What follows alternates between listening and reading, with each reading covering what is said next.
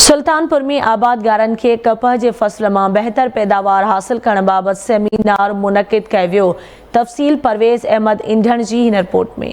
सुल्तानपुर में कपह जे फसल में बेहतर पैदावार हासिल करण बाबत ज़रई एग्रीकल्चर तोसी खाते सखर तरफा ज़रई सेमिनार मुनक़िद कयो वियो, जंहिंमें agriculture director Sukkur Rasool Bakhsh Junejo, agriculture deputy director Larkana Saeed Ahmed Mamdi, senior scientist agriculture Larkana Abdul Ghani Shaikh समेत सवें इलाइक़ेवासी ज़राअत सां तालुक़ रखंदड़ आबादगारनि पिण वॾे तादाद में शिरकत कई।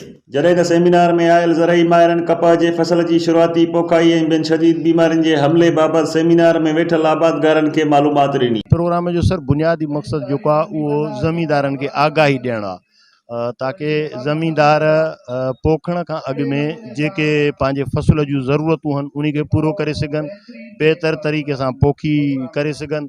मां सम्झां थो असां पुरुमीदा आहियूं, असांजे आबादगारनि जेको आहे उहो असांजे चवण ते अमल कयो आहे, उन्हनि जी पैदावार जेका आहे उहो बहितर थी आहे। असांजो इलाइक़ो ज़राअत जे एतबार खां मां सम्झां थो जेको आहे उहो तरक़ी करे थो पियो। खीअ जे वक़्त खां अॻु में ई माण्हुनि खे तरबियत ॾिनी वञे थी पई, हारियुनि खे तरबियत ॾिनी वञे थी पई त तव्हां पंहिंजी फसल खे कहिड़ी तरतीब सां पोखियो, कीअं ज़मीन जी तयारी कयो, कीअं पंहिंजी फसल खे अॻिते जेको आहे नशो नुमा कयो। ॿुधंदो आहे सम्झंदो आहे उहो ई सुवाल जवाबु कंदो आहे। साईं जिन खां काफ़ी सारा दोस्तनि हारियुनि सवाल जवाब कया, इन जो मक़सदु इहो थियो त हारियुनि हिन सेक्शन खे सुठे नमूने सां ॿुधो आहे सम्झो। आबादगारनि खे हिकिड़ो सुठो गॾु ज़राअत जे ऑफिसरनि सां गॾिजी वेहण जो मौक़ो फ़राहम कयो आहे। दोस्तो, ज़राअत में असां आबादगारनि ऐं हारुनि खे काफ़ी शिकायतूं आहिनि।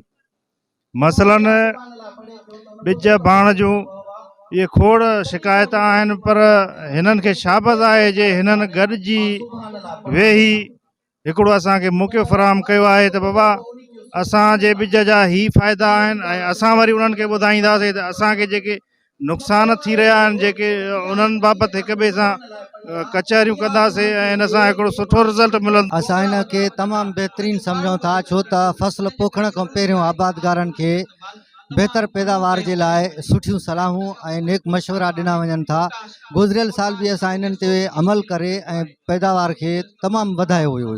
ज़रई सेमिनार जेको आहे उन जो मक़सदु इहो आहे त जीअं आबादगार ॿाहिरि आहिनि उन्हनि ताईं ॼाण थिए त असां पैदावार कहिड़े नमूने वठूं। कुझु जेका आहे हीअ काफ़िलो आहे हलंदो थो हले पियो, उन मां कुझु माण्हू पिक कंदा आहिनि, कुझु माण्हू पिक न कंदा आहिनि, कुझु माण्हू उन मां असरअंदाज़ थींदा आहिनि, कुझु न थींदा आहिनि, पर ईअं बि नाहे त सभई इन तो फ़ाइदो नथा वठनि पिया। सेमिनार में वेठल आबादगारनि जो चवणो त ज़राअत खाते पारां कपह जी पोखाई खां पोइ अहिड़ा सेमिनार थियण घुरिजनि त जीअं कपह जे फसल मथां बीमारियुनि जे हमले ते कंट्रोल करे सघिजे। कैमरामैन टीम सां गॾु परवेज़ अहमद इंधण, आवाज़ टीवी, सुल्तानपुर।